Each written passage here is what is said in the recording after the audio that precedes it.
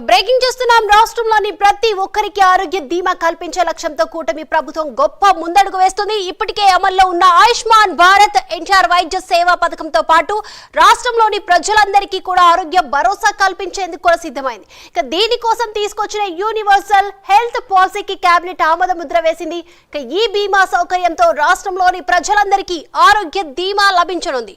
ప్రజల ఆర్థిక స్థితిగతులతో సంబంధం లేకుండా ప్రతి కుటుంబానికి ఏడాదికి 20 లక్షల రూపాయల వరకు ఉచిత వైద్యం అందనుంది.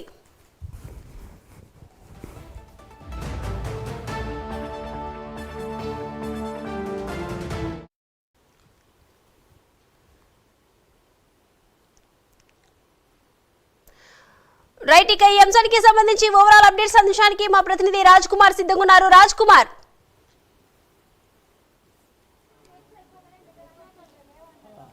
దీపిక, ముఖ్యంగా ఆంధ్రప్రదేశ్లో కూటమి ప్రభుత్వం ఏర్పాటైనటువంటి తర్వాత ముఖ్యంగా తీసుకోవాల్సినటువంటి నిర్ణయాల్లో భాగంగా ఏదైతే ప్రజల ఆరోగ్యాన్ని దృష్టిలో ఉంచుకుని కీలకమైనటువంటి ఒక నిర్ణయం తీసుకుంది.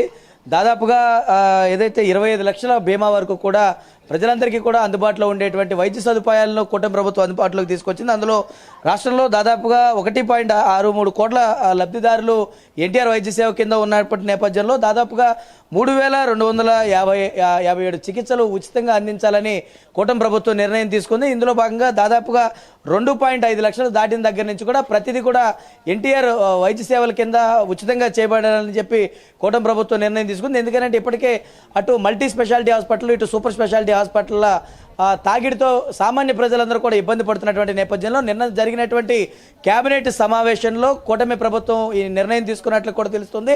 ఇప్పటికే రాష్ట్ర ప్రభుత్వం తీసుకున్నటువంటి నిర్ణయాల్లో భాగంగా ఎన్టీఆర్ వైద్య సేవ కింద ఇప్పటికే సేవలు అందిస్తున్నప్పటికీ కూడా వారికి ఆ సేవల్లో కొంత ఇబ్బంది కలిగే పరిస్థితులు ఎదురవుతున్నప్పటికీ నేపథ్యంలో కేంద్ర ప్రభుత్వం అందిస్తున్నటువంటి ఆయుష్మాన్ భారత్కి లాంటి యొక్క సంస్థలు ఏదైతే ఉన్నాయో ఇటు వాటికి సంబంధించినటువంటి పథకాలను ప్రతి ఒక్కరు కూడా వినియోగించుకోవాల్సినటువంటి పరిస్థితి ఉంది.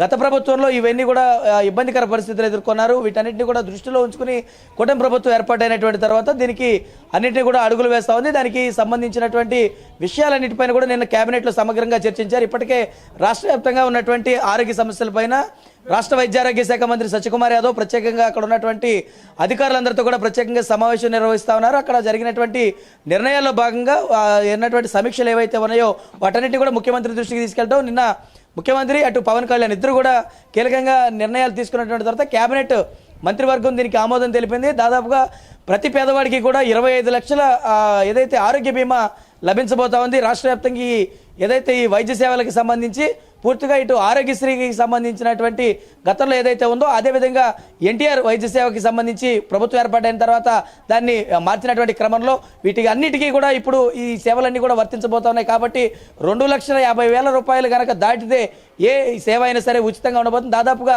3,257 చికిత్సలన్నింటినీ కూడా ఈ సేవల్లో వినియోగించుకోవచ్చు అని తీసుకురావన్నారు. దీన్ని ప్రతి మల్టీ స్పెషాలిటీ హాస్పిటల్లోనూ ఇటు సూపర్ స్పెషాలిటీ హాస్పిటల్ అంటే పేదవాడికి ప్రతి ఒక్కరికి కూడా వైద్యం అందేటువంటి విధానాన్ని తీసుకొచ్చినటువంటి విషయం గుర్తు చేసుకోవాలని నిన్న దీన్ని బలంగా తీసుకెళ్లాలి ప్రజల్లో కూడా అని చెప్పారు.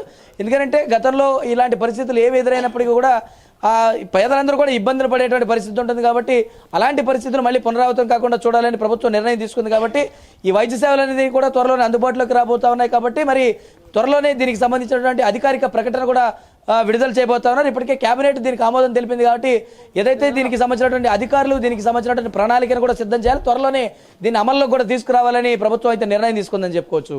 Deepika, right, thank you Raj Kumar.